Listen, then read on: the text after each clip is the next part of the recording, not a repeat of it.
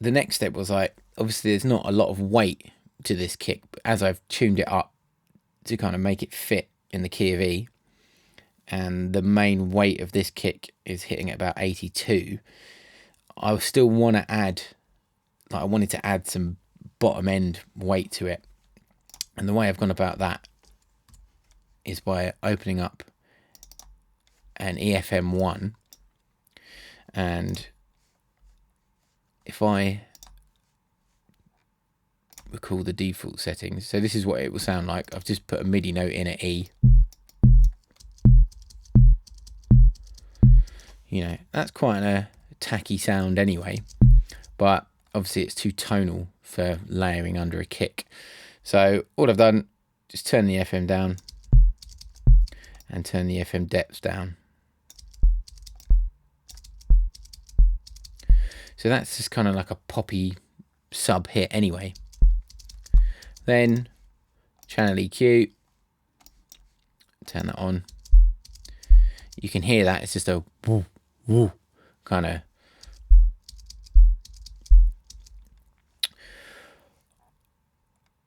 Cut all the top end out of it, so essentially got this working like a low pass down to 82, where that's crossing over with the bottom of the kick sample that I've already got, and I've just boosted it at 41 hertz,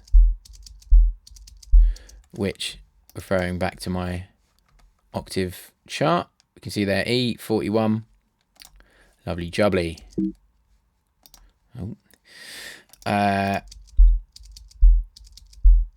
Then again, just bounce regions. Turn that off, open that. Bounce the region. If we zoom in, and then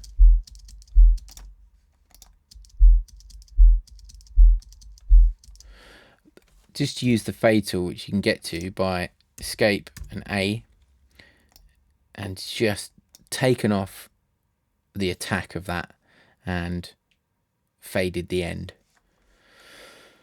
Then I was just using the channel EQ as an analyzer just to make sure it's right, and just a tiny bit of enveloper as well, just to kind of tame the tail off as well. Then if I play them together, you can hear now how that kick's got weight to it. So you've got all the top end detail of that sample that's been pitched up and EQ'd and distorted, blah, blah, blah, blah, blah. How I've done that, and layering that together, it sounds quite nice. Then the final step again was to just bounce in place these two elements. So highlighting them both together, bounce regions, and then I've come out with this. Now, I have to turn off a lot of this stuff. Get rid of that.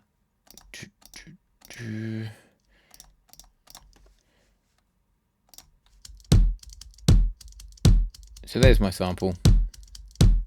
I've turned it down, and I put another channel EQ on because the bottom end is quite sort of heavy. So I just wanted to tame it a bit. So I've scooped out at, it should be 41. So it's still there, but it's not quite as weighty because I don't want it to interfere later on when I start bringing in sub bass, when I start putting in bass lines and things like that. And just giving it another little boost, sort of around about 92, just because it sounded right to my ear.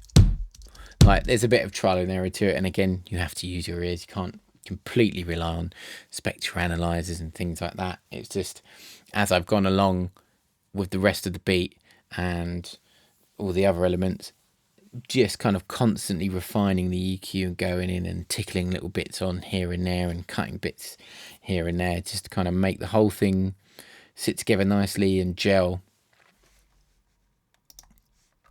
So that's pretty much my final kick sample.